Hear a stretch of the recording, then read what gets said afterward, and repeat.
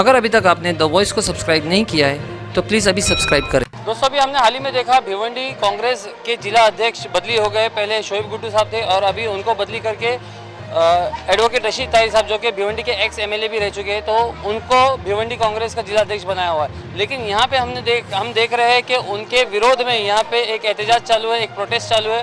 तो हम इनसे ही बात करेंगे कि आखिर ये एहतजाज, ये प्रोटेस्ट किस बात के लिए और किन कारणों की वजह से, क्योंकि जिसमें लिखा हुआ भी है दरगाह दीवान शाह रहमतुल्लाह अलैह वक्फ की ज़मीनात को नुकसान पहुँचाने वालों के अध्यक्ष वापसी लिया जाए।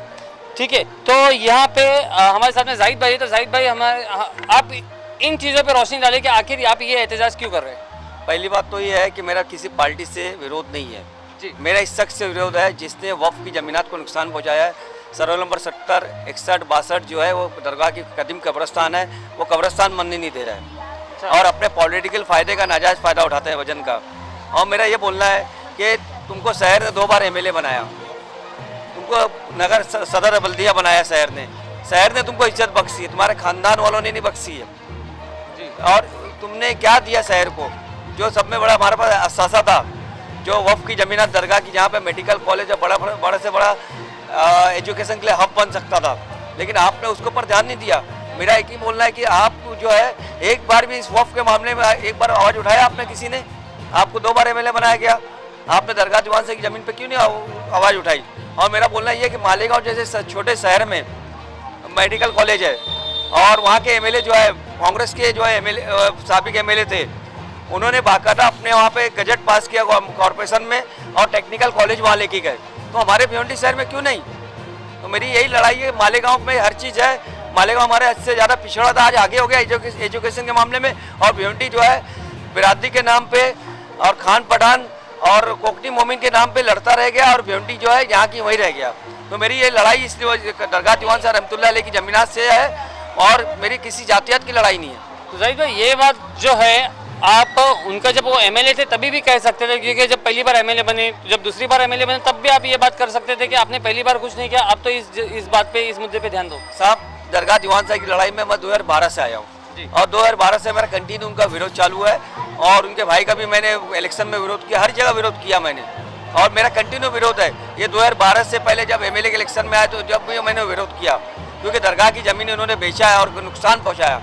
तो ये आपका आरोप है कि इन्होंने खुद दरगाह की ज़मीन को बेचा है? बेचने में इनका संरक्षण था, इनका पूरा सपोर्ट था, इनका जो एमएलए शिप का नाजायज़ फ़ायदा उठाया उन्होंने और अभी भी नाजायज़ फ़ायदा उठाएंगे और इनके खानदान वालों ने बाकायदा ज़मीन यहाँ बेची है, मेरा प्रूफ है।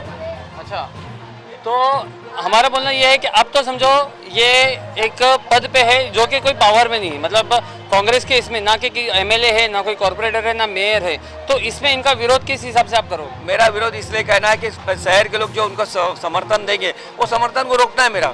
और मेरा ये बोलना है कि अगर वो 2 बार के एक्स एमएलए रह चुके हैं और अभी एक पार्टी रूलिंग के पार्टी के एमएलए सदर है, तो सदर का एक बर्ताव जो होता है वो एक एमएलए के बराबर होता है और वो अपने नाजायज़ फ़ायदा उठाएंगे।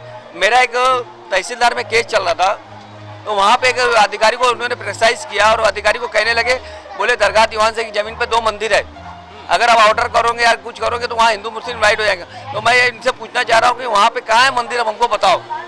तो ऐसी जो है लड़ाई डाल रहे हैं वहाँ पे और जो है गलत अंदाज से जो है वो ऑर्डर होने नहीं देते कोई भी। मतलब आपका बोलना है कि वो लोगों को गुमराह कर रहे हैं? लोगों को गुमराह कर रहे हैं, अपने पद का नाजायज़ फ़ायदा उठा रहे हैं और साफ कह रहा हूँ, मेरा प्रूफ है बाकायदा। जब शेड्यूल 1 पे प्रॉपर्टी आई, वक्फ बोर्ड के सीईओ को जाके बोलते हैं तुमने वो प्रॉपर्टी कैसे ले ली इतनी? टोटल 43 प्रॉपर्टी दरगाह दीवान शाह रहमतुल्लाह अलैह की हमारे वक्फ बोर्ड के रिकॉर्ड पे आ चुकी है। तो वो रिकॉर्ड पे आने के बाद भी उनका इतराज हुआ था, वहाँ पे इतराज किया उन्होंने वहाँ जाके मंत्रालय में। एक आखिरी सवाल हम आपसे पूछना चाहेंगे कि ये जो एहतजाज है, ये जो आपका प्रोटेस्ट है, ये कब तक चलेगा? जब तक के वो जो आदमी जो है दरगाह की ज़मीनात के मामले में जब अपना सुधारा नहीं करे, जब तक मेरा चलते रहेगा। अभी कौम ने तुमको सब चीज़ दिया, कौम के लिए तुम कुछ नहीं कर सकते। वो काम जिससे तुमको 2 बार एमएलए बनाया, नगर अध्यक्ष बनाया, तुम उसको छोड़ रहे हो तुम। और सर्वे नंबर 70 जो कब्रिस्तान नहीं बनने दे रहे हो, आज आखिरी आराम का घुसार मोहल्ले में जगह नहीं दफन होने के लिए, वहाँ कब्रिस्तान क्यों नहीं बनने दे रहे हो? अपने खानदान लोग सपोर्ट कर रहे हो। मेरा प्रूफ है, एक प्रूफ की बात करूँगा।